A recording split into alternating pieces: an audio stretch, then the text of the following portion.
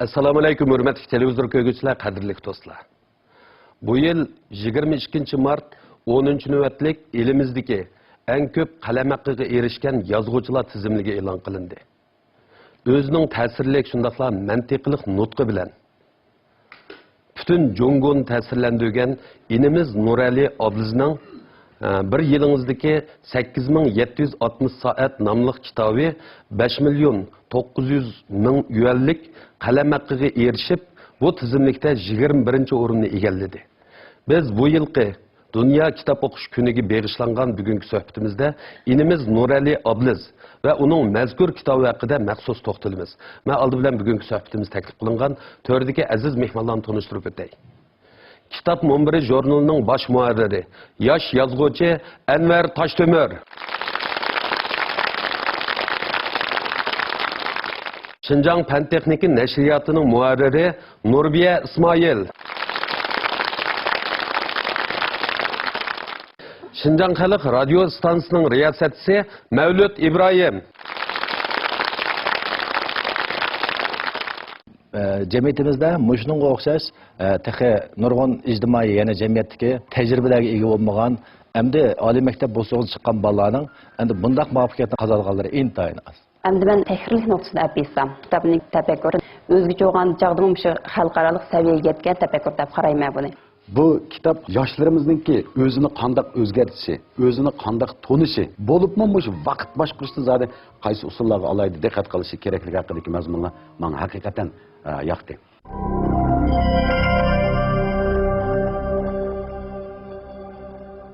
Anvar efendim, muşu Nurali Oblizning bir yilimizdagi 8760 soat nomli kitobining setilishi, Xanzola arasida olsun yoki Uyg'ur tiliga tarjima qilingandan keyin bizning oramizdagi setilishi olsun intayin tez deb qaraymiz. Siz mush kitobning mushuncha bola g'ulg'uli qo'zg'alishi va setilishi qanday qaraysiz? Endi men mush kitobning mushu nashr jarayoni munosabati bilan mush kitob nashr qilgan Şinjan Fan Texnika nashriyatining boshliqlari bilan xili cho'nqiroq suhbat etib bordim. Endi ularning qarashi va bizning o'rtaq tushunchimizda mush kitobning hozirgi mush davrimizda Jungoning amaliy ahvoliga yarasha o'ziga xos bo'lgan, sharqqa xos bo'lgan bir xil tafakkur usulini asos qilib, o'tirg'i chiqishi Jungoda noitiz kishilar uzun mezgillardan buyon muhtoj bo'lib kelayotgan, o'zining reallikdagi keskin raqobatga moslashgan, shuningdek chiqish yo'liga muhtoj bo'lgan bir xil yangicha tafakkur usulini mush kitobdan bayqaganda. Shuningdek bu kitob noit tizlam Uyg'ur o'qirmanlarida emas, balkim Jungodagi noit ko'p sondagi Xanzo o'qirmanlarining noit tiz qabul qilishi, o'zlashtirish, setib olishga erishgan. Endi bu Nur Elining bundaq muvaffaqiyat qozonishda hamda hech qanday orq ko'rinish, bir odamning alohida cho'ng qo'llashi, uning nisbatan mablag' silishi yoki bir rahbarning ko'ngil bo'lishi degandek mandaq masalasi mavjud emas. Endi bu muvaffaqiyat qozonish qanday qozongan esa, bu noit uzun muddat, hatto boshlang'uchdan boshlab hozirgacha bo'lgan shu butun o'qish hayotini intayin qadrlab, bir yilni bu bola 8760 soatga bo'lgan. Demak 8760 degan son odamga nisbatan bir yilning nochonligini oshkorlab turdi endi. Demak bu har bir ishni yillab, oylab emas, balkim soatlab qilishdan iborat ma'qul bir xil hayot mantiqasini bu kichigidan boshlab yetildirgan. Ma'qul usul u bolaning tirikchanligi bilan birlashib hozirgidek Jungo xalqiga ta'sir ko'rsatgan, nurg'un kishilarning qalbini ilitgan, ularga yangicha hayot yo'lini ko'rsatib bergan bir xil obraz bo'lib shakllanishda asosiy rol o'ynagan. Endi bu tirikchanlik har qanday bir odamning muvaffaqiyat qozonishda u tirikchanlikni kifoya qilmaydi. Endi mushkil Nur Alining mushkil tajribasi, mushkil tirikchanlik ulgulik roli bizning yoshlarimizga cho'qim bir o'yinish nuqtasi bo'lish kerak deb qarayman. Nur Ali bilan o'zini solishtirib beqib, tirikchanlikning nima ekanligi, insoniy qimmatning nima ekanligi, kelgusining nima ekanligi haqida yangilaşdan bir o'yinib beqish kerak deb qarayman. Endi Nurbiya, mush kitobningki Uyg'urcha nashrga tayyorlashda siz planlabsiz, uning ustiga muharrirligini qilibsiz. Balkim tahrirlash jarayonida nurg'un masalalarga duch kelgan bo'lishingiz mumkin. Tahrirlikda nimalarni his qildingiz? Nurali Obliz desa, bilmaydigan do'stlarimiz bor, shularga uchun bir qisqa tushuncha bersam, Nurali Obliz Beijing universitetining ingliz tili fakultetini bitirgan bir yosh hamda hozir Beijingga yangi sharq noyta dangliq bo'lgan bir til tarbiyalash guruhida mishada o'zi noyta bir asosli notiqi ham g'olliq o'qituvchisi bo'lib ishlayotdi. Onun başqa bu dərəcədən təşqir natlıq degan bir proqramğa Cumhurda nurg'unlagan ko'rilish nisbati yuqori bo'lgan G'alit Paranglar mushik programniki eng olqishga erishgan mahir bo'lib qolgan. Demak bu natijalar oson qo'lga kelgan. Kitob haqida kelsak, bir yilingizga 8760 soat degan bu kitobning yozuvchisi o'tgan yili, ya'ni 2015-yili 8-oyda tunji nashrdan chiqdi. Shu tunji nashrdan chiqib, bu yil 3-oyning 5-igacha bo'lgan vaqtda 20 yilning ichida setilishi 500 ming bajga yetdi degan gap. U Nurali o'zimiz ajriga tushliq 5 million 900 ming yuan mustaq qalamaga erishdi. Endi buning Uyg'urcha nashr ahvoli qanday bo'ladi degan chaqda Uyg'urcha nashriyatda nashrdan chiqqanli oldikayni bo'lib shu bir oydan oshiqroq vaqt bo'ldi-da. Shu bir oydan oshiqroq vaqtning o'zidami biz 15 ming parchani setib bo'lib, yana ehtiyojni qondiramay 6 ming parcha kitobniki zakasniki rasmiyatlarini men bajardim. Demak, shundan ko'rib turibmiz bu kitobning setilishi nihoyat yaxshi, nihoyat olqishga erishdi bir bozorlik kitob bo'ldi. Unda o'samdi mushta bir bozorlik kitob bo'lishida bu kitob zot qanday bir sehriy kuch bor degan narsa kelsak, buningda nihoyat madad beradigan, ilhom beradigan, shundaqla o'zingizga bo'lgan ishonchni oshiradigan shunday narsalar isbot bilan o'tirib qo'yib berilgan. Ankin yeni birisi buningki tiliga kelsak, tili nihoyat tushunishlik, shundalar bek qoyil qilarlik. Men bu tahrirlash jarayonida bu kitob uchun men zot qanday xizmat qildim degan chaqda kitobning o'zi haqiqatan yaxshi yozilgan. Endi buning tarjima xizmatini bizning Dolqin Eli akamiz ishildi. Tarjimasi shunday yaxshi, chiroyli chiqdi. Endi men o'yladim, men buni faqat bir tarjima asar qatorida emas, balki chunki bu bolaning o'zi xanzuch maktabda o'qidi, xanzuch tafakkurini qabul qildi, lekin u bizga o'xshash Uyg'ur psixikasiga ega. Shuna bo'lganligi uchun men buni bir ijodiy asar qatorida muomala qilib, buni 80-90% o'zimizning tafakkuriga xuddi Uyg'urcha yozgandek shunday holga akilish uchun kuchdim. Shuna bo'lgandan keyin boshqalar ko'rib bu kitobni endi tarjimasi shunday jonli, shu ishlash jarayoni yaxshi bo'libdi deb baho berdi. Endi Mavlud, shu Nur Alining bir yilingizdagi 8760 soat nomli kitobi ning Uyg'urcha nashri bozorlik kitoblar qatorida nihoyat tez setilyapti.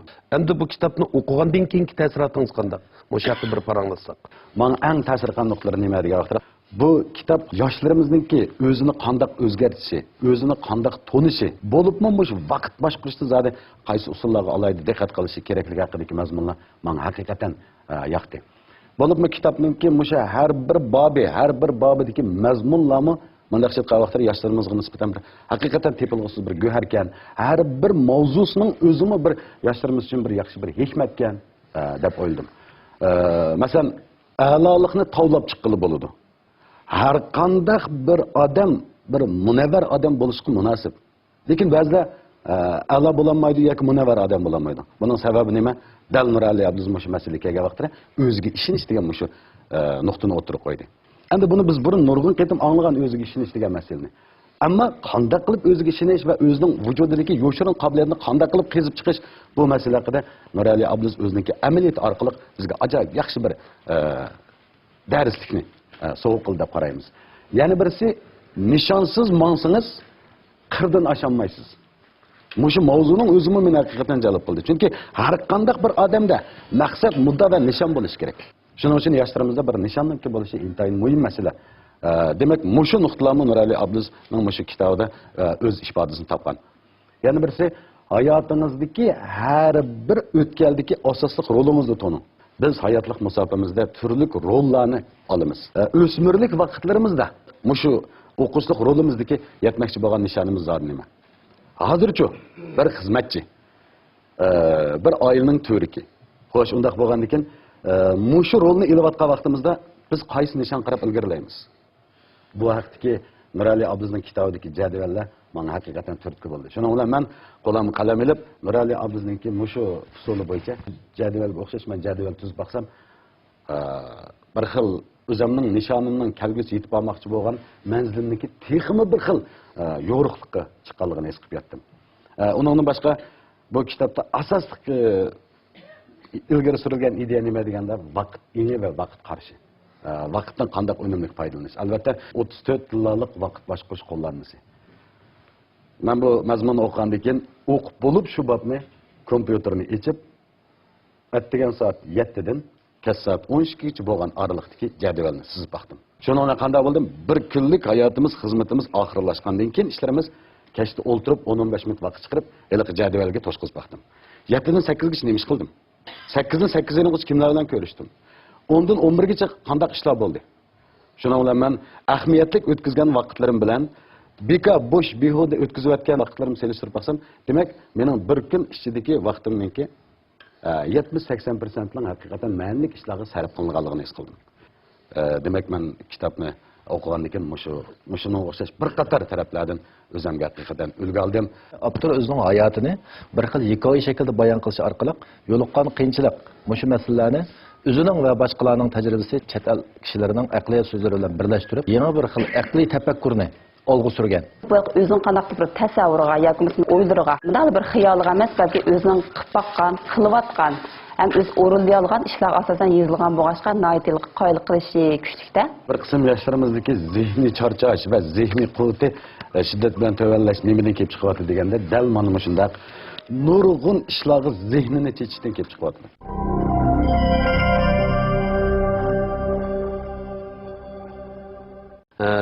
Anvar efendim, muşu Nurali inimizdinki tavını okuduk. Muşunun ikinci babıda özünüzni karxandek başqurun dese, başqa bablarda vaqtın önümlük faydalanış. Munevver adamlar bizden mi bekrek tirişidu, yükseklikki intilin qatarlıq muşundaq muracatlarını his qilimiz.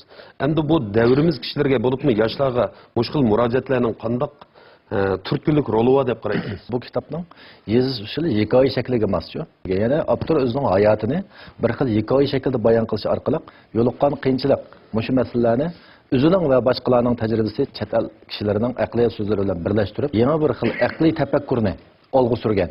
Endi bu kitapның mushu xil yozish uslubi har qanday bir o'qirmanga nisbatan chilliq tuyg'usi berdi. Ta'sirlantirish kuchiga ega bo'ldi. Endi Nurali duch kelgan masalalar bizning yaşlarınızdan o'xshash bir xil mazmunga ega. Garchi ikki shahar muhitida bo'lsa-mu, ammo yana o'xshashlik ega. Ammo shu xil davr chilligini oriq ko'rinish qilib yozilgan bu kitob bizning yoshlarimizdan nihoyat cho'nqur ta'sir ko'rsatdi. Hozir aytgandek, Nurali o'zining asarlarida o'zingizni karxandek boshqaruv deganda, yoshlarning o'zini kun o'tkazish ma'qul tariqasida qo'yib bergan bir xil kona, bir xil qaloq odatdan qutuldirib, korxonada mushkil shaklda boshqaruv degan vaqtda yana bir xil orzu bu yerda kutilgan bo'ladi. Masalan, har bir odamni korxona o'xshatgan. Demak, sen bir korxona o'zingni boshqarishdagi maqsad nima degan vaqtda cho'qim muayyan hayotlikning kafolat uchun zarur bo'lgan ma'lum moddiy qimmatdan boshqa kishilarning qalbini yuritadigan ma'lum ma'naviy qimmat yaratishing kerak degandan iborat ma'lum bir xil ideya cho'qim olg'a surilgan. Ondan başqa endi yuksaklikka intilish masalasi bu kitobdagi yana bir ideya. Bizmo mushu munosabatda endi yoshlarning mushu yuksaklikka intilish masalasini cho'qim ta'kidlaymiz. Biz shu ro'yimiz intilgan shu yuksaklikka qadam-qadam ilgarilab bormay, o'zimiz turayotgan shu xil tuvan holatda to'xtab qolgan vaqtimizda bizning har qanday odamga xos bo'lgan orzu-armonlarimiz amalga oshmaydi. Bizning qimmatimizmi bo'lmaydi, bizning qimmatimiz nihoyat kichik doirada cheklanib, keng doiraga tarab berib, texnik bir xil nurlish imkoniyatiga ega bo'lmaydi. Endi Nuralining bu xil tashabbuslari nuqtasidan biz yoshlardan nima kutamiz deganda, hozirgi davrda har bir yosh cho'qim o'zini silkib o'tishi kerak. O'zining chiqish yo'llari, kelgusi istiqboli va o'zi tava bo'lgan milliy to'p, jamiyat va dunyo haqida yangi boshdan o'ylash kerak deb qarayman. Endi Nurbiya, odatda nashriyat o'rinlari bir kitobni planga olganda, uning o'qirmanlar qatlamini, jumladan obyektini bek o'ylashadi. Sizlar bu kitobni planlashda qaysi unumni birinchi o'rin qo'ydinglar? Har qanday bir nashriyat o'rni hozir bizning Jungoda asosan ijtimoiy unum bilan iqtisodiy unumni, ya'ni kelib shu ijtimoiy unumni birinchi o'rin qo'yib o'ylashadi. Jumladan men bu kitobni shunday planlab, nashriyat idoramiz shunday chiqaraylik deb tavsiya qilishda, buning ijtimoiy unumini birinchi o'rin qo'yib turib o'ylashdim. Yana bu kitobniki shu planlab qilish, men shunday kuchli tavsiya qilishimdagi bir hamda bosqichga kelsak, masalan shu bizningki ko'rilish nisbati yuqori bo'lgan Darajadan tashqari natiq degan programma bor.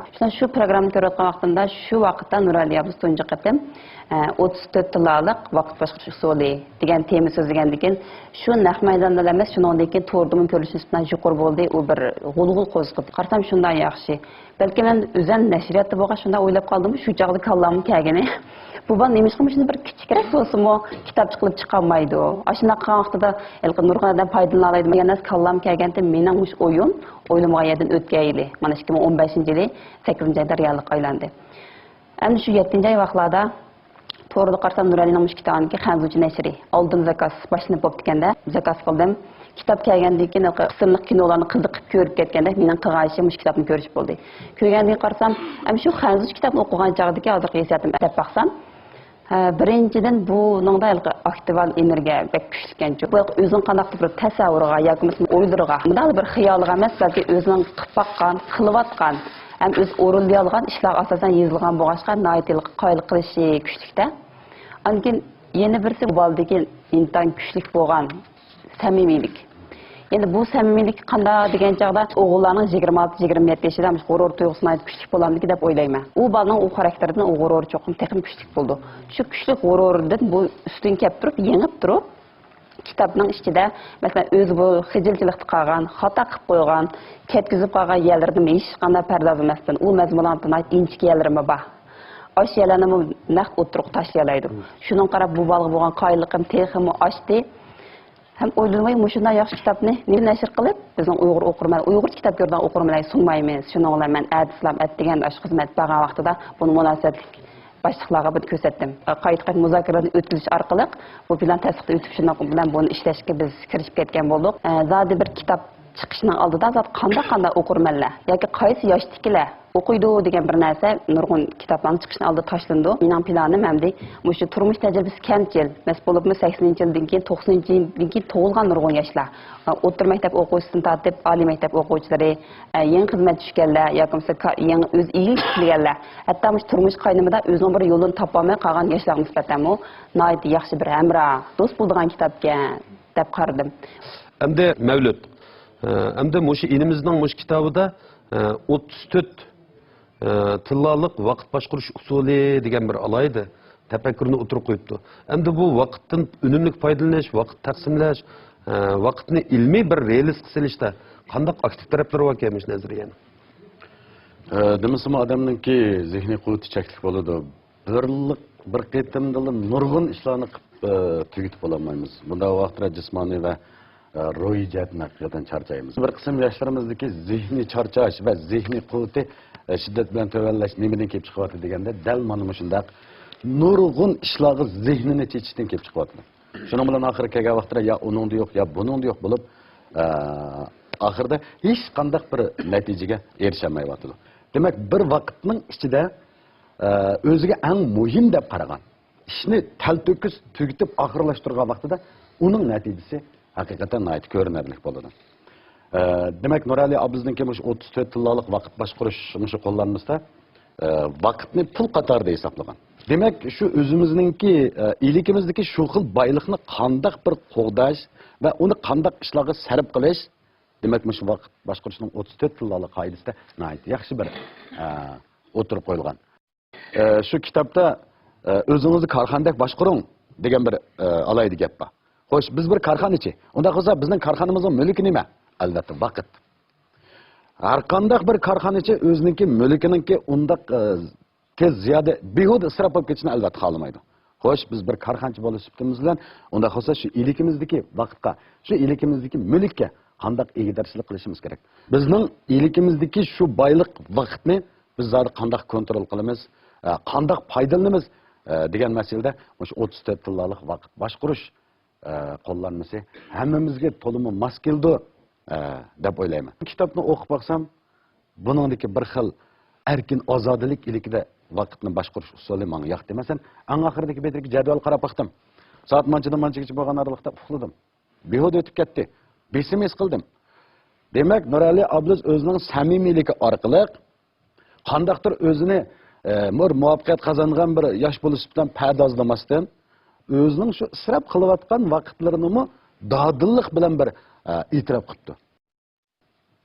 Bu yerda biz nima qilamiz degan vaqtda odam samimiy bo'lgan vaqtidami yana o'zini yaxshi toniy oladiganligini his qilib yetalaymiz. Demak, vaqtni yarim soat vaqtimizda ahamiyatli o'tkazadigan bo'lsak, mushning o'zi bir xil muvaffaqiyat. Nurali abuz shu kitobida deydi, izchillikning o'zi muvaffaqiyat deb. Lekin qisman yoshlarimizda shu izchil tirishmaslik, izchillik ahamiyat bermaslik tufaylidan nurg'un vaqtlarni isrof qilib o'tirgan ishlarmi bor. Nurali abuz ayni vaqtida oliy maktab yangi borgan vaqtlarida badan eg'irligi eshib ketgan, 80 kilogramm yetgan. Shuningdan bu qanday qildi? 21 kunlik o'riqlash planini tuzib chiqdi. O'riqlash uchun ham o'zining salomatligini qo'lga keltirish uchun shu 21 kunlik odatiga qat'iy turda amal qildi. Psixologlar shunda qaraydi, bir odatni 21 kun davomlashtirsan, o sening yaxshi odatingga aylanib ketadi deb. Lekin bizda 21 kun emas, 21 soatni davomlashtira oladiganlar qanchalik darajada. Bizning nurg'un barliq ishlarimiz vaqtning ilikida bo'ladi. Endi vaqtni qanday kontrol qilish, qanday taqsimlash va uningga qanday muomala qilish albatta har birimizningki o'z ilikimizdagi ish. Yashashning o'zi qonuniyat, ammo qanday yashashning o'zi bir qobiliyat. Qanday yashashni bilganlik uchun Nurali Ablas demak o'zining hayotini chaqinta oldi. Ma'lum bir xalqda kitob o'qish odati va kitob o'qish qizg'inligi shuningdek kitobni qanday o'qish usulidan aqliy tafakkurning paydo bo'lish masalasi uzun muddatli bir xil jarayonni boshdan kechirdi.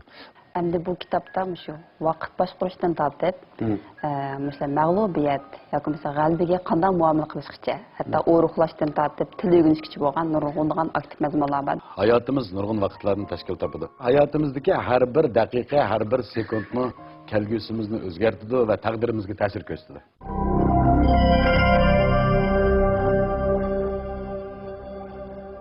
Endi Anvar apandim, endi ba'zilar deydiki, kitap o'qib xotira yozmaslik, tamoq yeb hazm qilmaslik bilan barobar deydi. Kitobni qanday qilganda ilmiy, ko'ngildagidek o'qib, uningdan nafaqli bo'ldi. Har yili 4-oyning 23-kunini xalqaro kitob o'qish kuni deb bekitishda nurg'un asos sabablar bor.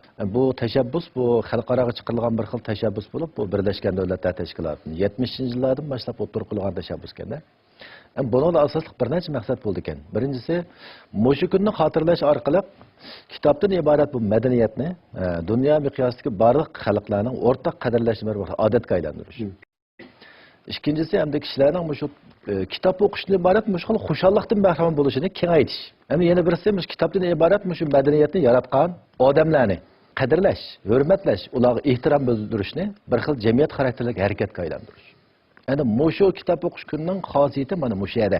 Ma'lum bir xalqda kitob o'qish odati va kitob o'qish qizg'inligi shuningdek kitobni qanday o'qish usulidan aqliy tafakkurning paydo bo'lish masalasi uzun muddatli bir xil jarayonni boshdan kechirdi. Bu xil jarayon oldi bilan men qarayman, nashriyatlarning chiqargan kitoblarning sifatiga bog'liq deb qarayman. Kitob o'qishning bir necha xil usullari bo'ladi. Endi biz umuman bu kitobni o'qib qo'yiblam yoki vaqt o'tkazish yoki ish pushuq chiqarish mushkil maqsadda o'qib qo'yishni yaxshi odat deb qaramaymiz. Bizning vaqtimiz oz. Kitob o'qishga sarf qiladigan vaqtimiz intayin oz. Chunki bizning hayotimizning hammasi kitob o'qish bilan o'tmaydi. Biz nurg'un muhtojliklarda yashaymiz, nurg'un masalalarga duch kelamiz. Bizning vaqtimizni talab qiladigan ishlar intayin jiq. Mushundaq vaqt qislig'ining ichidan biz vaqt chiqarib kitob o'qigan vaqtimizda uni bir xil o'zimizning ish pishqin chiqarish yoki ma'qul maqsadda o'qishimizning o'zi bir xil aqlsizlik deb qarayman. Kitobni qanday o'qigan vaqtda eng yaxshi unumli kelib bir xil unumga erishgil bo'ladi deganda ham faqat mening tashabbusim bir lamamdi. Bu nima deganda kitobning ichiga kirib turib o'qish.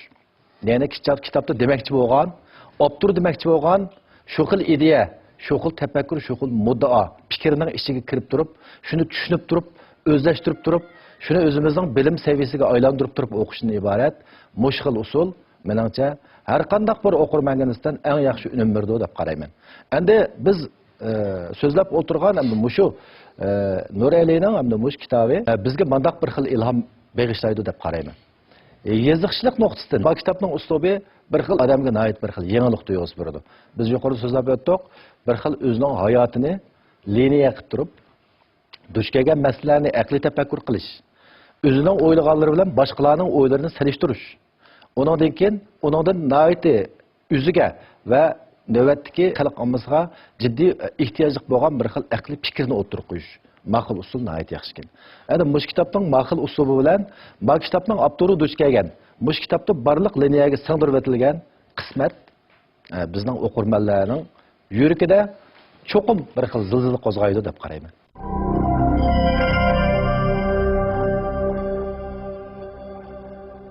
Ben Ürümçi Qaytar kitapxonasidan bu kitap beğenmiş kitapxonlarga selingandan keyin nayt bazır iştik oldu. Kitapni setib oldiganlar ko'pincha o'quvchi bolalar. Men garchi Nurali Ablas degan bu avtorni tunmasammi, lekin men shu kitoblarni setib olgan, kitoblardan o'ziga bir ma'naviy uzuq chiqish yo'li deb mushunga bir asos silayotgan o'qirmanlar nomidan ko'p rahmat aytaman. Mening shu Nurali akamizga deydigan gapim, men bu kitobni o'qib nurg'un aktiv energiyalarni qabul qildim haqiqatan. Hamda mening hozirgi nurg'un sog'doshlarim chet elda o'qiyotgan do'stlarim bu kitobni izlab, adashman fursat bo'lsa, mumkin bo'lsa, pochta orqali xo'shim sapasang, bizning bu kitobni bak o'qingiz ba deb shunday bir xil hissiyotlarni ifodaladi. Demak, bu kitob faqat Jungo'da bunday qizg'in olqishlarga erishmay, xalqaroning qaysi davlatda bo'lsin nurg'un o'quvchilarniki suyib o'qishiga muyassar bo'ldi. Shuning uchun shu yozuvchiga, ya'ni avtorimizga deydigan gapim, rahmat sizga. Hozirgi yoshlarni uyg'otganingizga rahmat.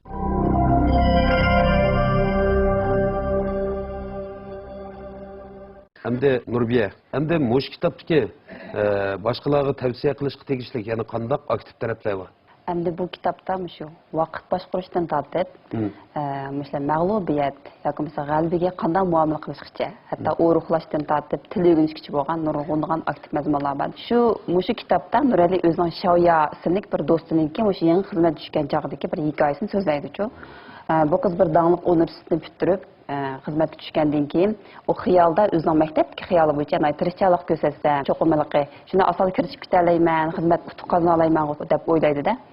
O'ylamagan yerdan bu qancha tirishchilik ko'rsatgan sari boshqalarning uning bo'lgan qarshiligi o'ylamagan yerdan kuchayib ketadi. Shunaqdami bu qiz o'sha 2 yildan keyin qaysarlik bilan izchil tirishchilik ko'rsatgan natijasida o'zining o'rnini tiklaydi. Shu nuqtadan turib o'ylaydiganim biz bizning tirishchiligimiz hech qancha emasga. Ondan yana bir his qilgan nuqtam shu mag'lubiyatga tutgan pozitsiyada Nuralining pozitsiyasini aytdi, to'g'ri. Endi Nurali qanday pozitsiya tutadi desa, ham o'zining shu mag'lubiyat tuyg'usiga cho'kib ketmasdan tez bo'lgan taqlab chiqib, men mama tarafdan yaxshi qila olibdiman, ma tarafdan muayyalashtirman, lekin mama tarafdan ketib qopti, keyin menda qilsam bo'ldi ekan deb shu taraflarni o'zgartirishga, isloh qilishga tirishadi. Men o'ylayman, bu bizningki bir hayotlik yo'limizda, mayli turmush, mayli xizmat, mush jarayonda mush xil pozitsiya nihoyatda muhim. Biz yoshlarmi mesela mayli xizmatda bo'lsa, mayli bizning o'zimizning hayotida bir natija qilsinman degan g'oyamiz bo'ldi ekan, shu badal to'lashni qo'rqmasligimiz kerak, ham idimizda shunga tayyorlik qilish kerak. Siz oldi bilan ajr qilasiz, andan keyin erishsiz. Endi Mavludning qanday to'liqlaydigan fikrlari bor? Hayotimiz nurg'un vaqtlarni tashkil topadi. Hayotimizdagi har bir daqiqa, har bir sekundni kelgusimizni o'zgartirdi va taqdirimizga ta'sir ko'rsatdi. Demak, biz vaqtga dal mana shunday muomala qila olsak, vaqt oldida samimiy bo'la olsak, vaqtning ko'z oldimizdan tiyindak o'tib ketayotganligini ko'rib, g'onivek qilib turmasak, demak vaqt bizga boylik olib keladi. Yoshlarimizningki vaqtni g'animat bilishini chin qalbimdan umid qilaman. Ikkinchi birisi Nurali ablazningki 1 yilingizga 8760 soat degan kitobini bizga ta'sir qilganligi uchun butun vujudimizdan tashabbus qilyapmiz. Nurg'un umidsizlik ilkida yashayotgan yoshlarimizni o'zini o'zgarsin degan maqsadda ana shu kitobni o'qib o'qishni yana bir qatim tavsiya qilamiz. Chunki yaxshi yozilgan bir kitob odamningki hayotini o'zgartiradi, o'zining vujudidagi kamchiliklarni to'liqlashda, aktiv energiya hosil qilishda bak muhim rol o'ynaydi. Biz bugun suhbat ustulimizdan o'rin olgan 3 nafar aziz mehmon bilan nihoyat ko'ngilli paranglashdik. Bu yilgi Dunyo kitob o'qish kuniga bag'ishlangan suhbatimiz mushada oxirlashdi. Biz bu kitobni nurg'un kishilarimizning setib olishini, uni turmush va hayot amaliyatiga, shundaqla g'oyi safariga tatbiqlashni chin qalbimizdan umid qilamiz. Bugungi suhbatimiz mushada oxirlashdi. Kelar hafta ko'rishaylik, xayr xo'sh.